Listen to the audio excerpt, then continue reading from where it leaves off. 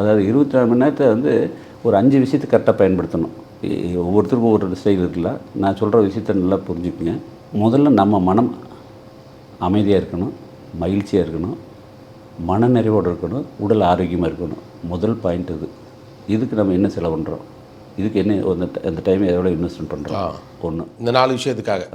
ரெண்டாவது பாயிண்ட்டு, நம்ம குடும்பத்தில் இருக்கிறவங்க அத்தனை ஏற்றி வளமாமல் எல்லா வாழ்க்கைக்கு வேணும் அத்தனை வசதி ஏற்படுத்தக்கூடிய மிகப்பெரிய பொறுப்பும் கடமையும் நம்மளுக்கு இருக்குது.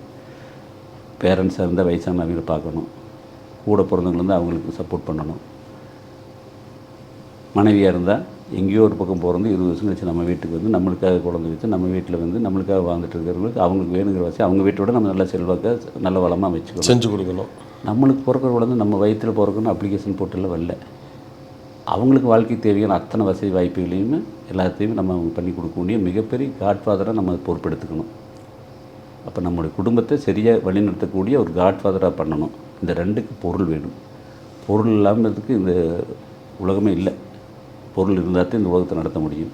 அப்போ அந்த பொருளை ஈட்டுறதுக்கு முறையான, நேர்மையான, நாணயமாக, தூய்மையான வழியில் சம்பாதிக்கக்கூடிய ஏதாவது ஒரு தொழிலோ ப்ரொஃபஷனலோ ஏதாவது ஒன்று நம்ம ஏற்படுத்திக்கணும். 3வது பாயிண்ட்டு. 4வது பாயிண்ட்டு, உங்களுக்கு வசதி வாய்ப்புகள் வந்துச்சுன்னா ஃபஸ்ட்டு நம்முடைய சொந்த பந்தங்களுக்கு, பிளட் ரிலேஷனுக்கு நல்லது கெட்டதுன்னா போய் நாம் முன்னாடி நிற்கிறது, இல்லை அவங்களுக்கு ஏதாவது பொருளாதார சர்வீஸ் சப்போர்ட் பண்ணுறது, அவங்க நம்ம வீட்டுக்கு வந்துட்டு போகிறது, நல்லது நம்மளுக்கு வந்து அந்த உறவுகள் மேம்படுத்தி இருக்கணும். இதுக்கு அடுத்தது இந்த சமுதாயம். இந்த சமுதாயம் இல்லாத நாம் இல்லை.